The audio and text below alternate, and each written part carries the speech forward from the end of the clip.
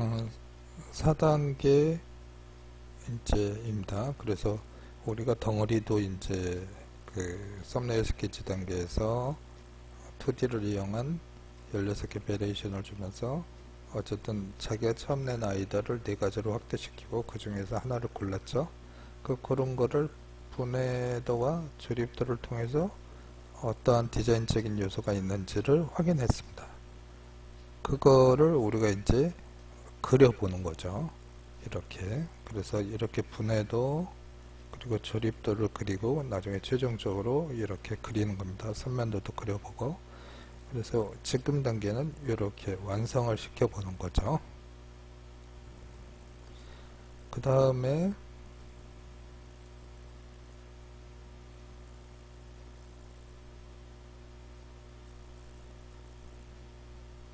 이제 최종적인 단계는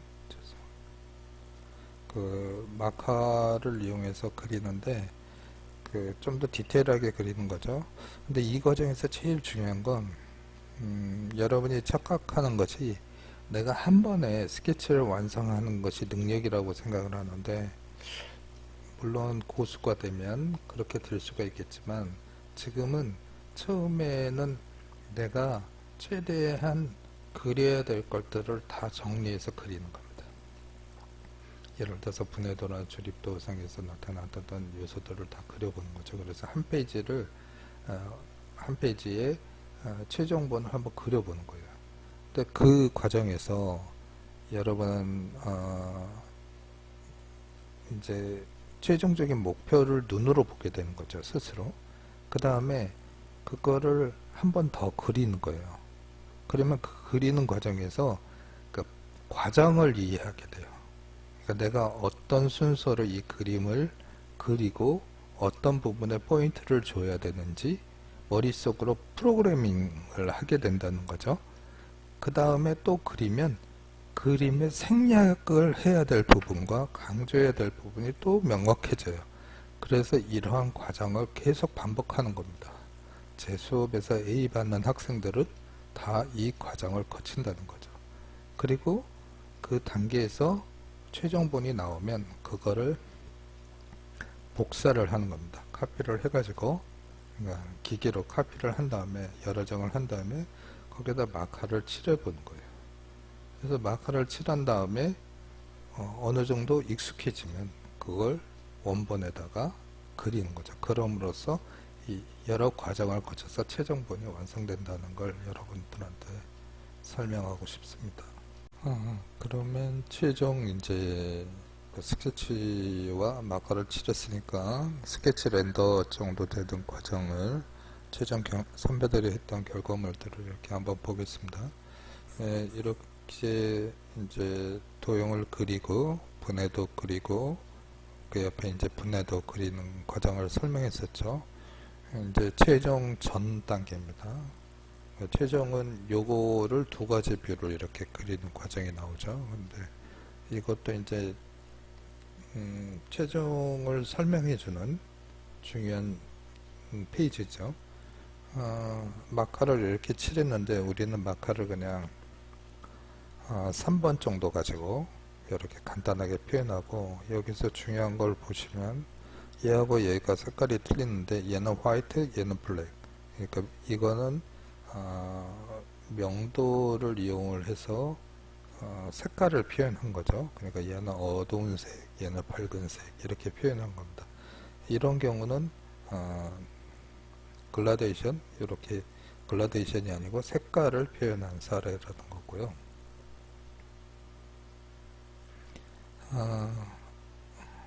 이 그림이 되게 좋습니다, 저 개인적으로. 그래서 이 그림이 가장 좋은 면은 우선 형태가 올바르지만, 그러니까 거의 똑같은 선으로 눈에 거슬리는 게 없이 그렸다는 게 중요한 겁니다.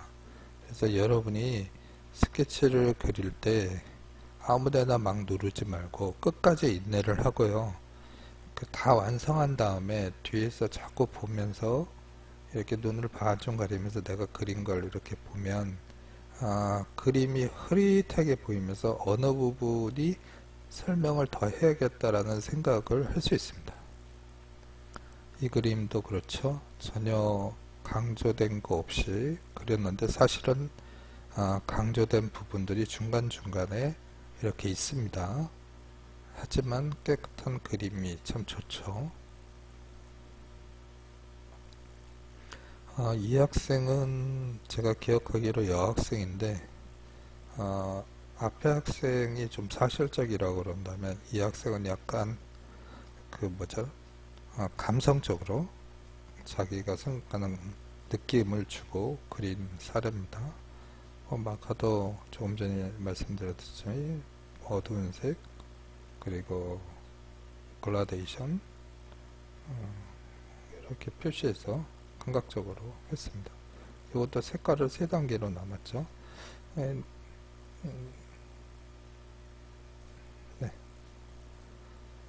이 같은 경우도 그렇고 이 글라데이션이 약간 강조된 듯하죠. 단수나 쉽겠고 하지만 그림 전체적으로 힘있게 정리가 된 사례입니다.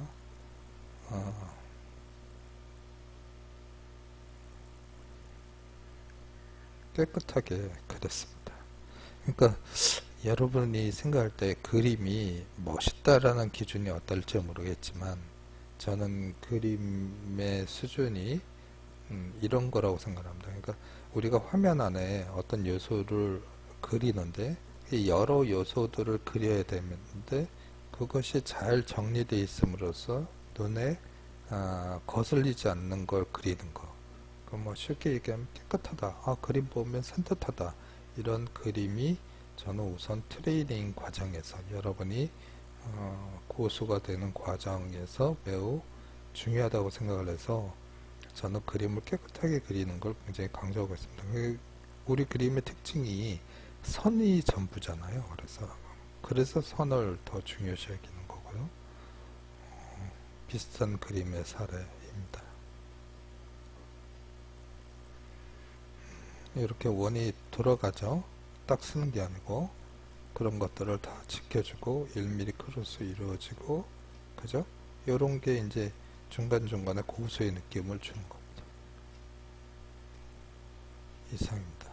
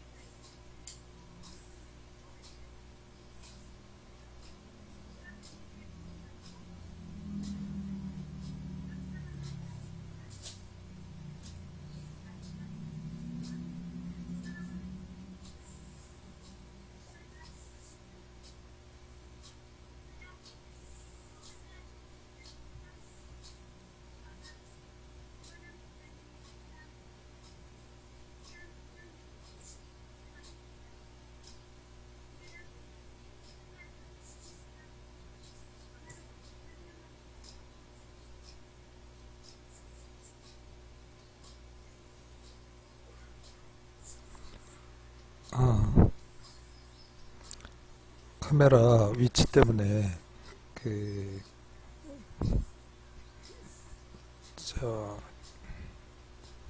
종이를 돌리지 못하고 있습니다. 여러분은 그릴 때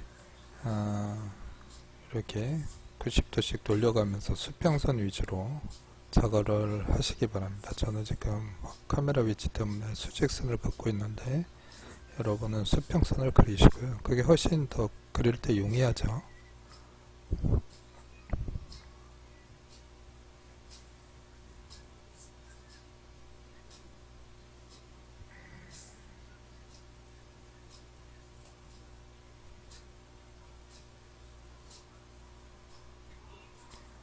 그 원을 그릴 때 항상 90도 이상을 그리라는 거죠. 만나는 꼭지점을 오버해서 넘어가죠. 완전히 회전되면서. 그래야 원형을 그리는 원의 느낌이 더 잘 납니다.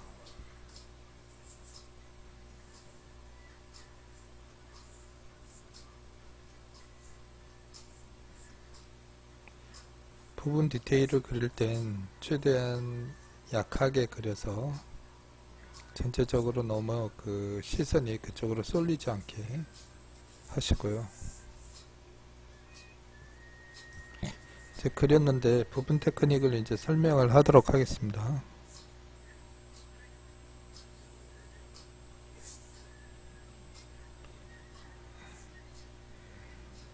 좌측은 이제 시범을 보이기 위해서 이제 작도법 비슷하게 치수 보조선, 그러니까 보조선 연장선을 해서 1mm 크로스로 과하게 했는데요. 이제 여러분이 처음에 그릴 때는 그렇게 그리시고, 이제 몇 번 반복해서 좀 손이 익숙해지시면, 지금처럼, 그리면 좋을 것 같습니다. 좀 깔끔해지겠죠, 지금. 그래서 원과 직선이 만날 때, 가급적이면 원 안에 직선을 숨겨서 1mm 크로스로 하는 걸 지금 설명했습니다.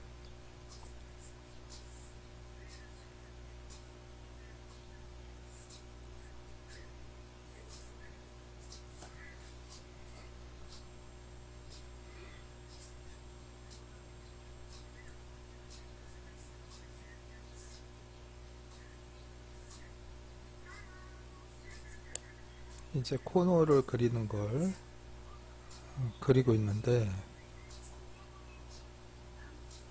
코너를 그릴 때 이제 좌측에 그 먼저 완성한 그림을 보면 이런 부분이 좀 그 농도 진하고 약하고가 잘 표현이 안 되지 않습니까? 이게 이제 1mm 크로스하고 작도를 원칙적으로 하는데, 그런데 완성을 할 때는 이렇게 좀 더 라이트하게 가볍게 그려야 된다는 걸 설명하고 있습니다.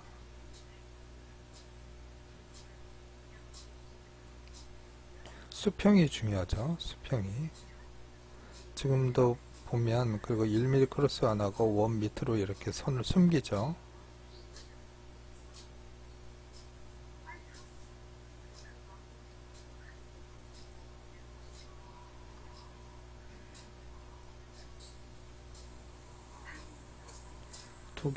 세 개의 선이 이렇게 겹치는데, 맨 밑에는 바닥에 닿는 부분이니까 그림자가 생기니까 밑에 거는 좀 진하고 나머지 두 개는 굉장히 라이트하게 그렸습니다.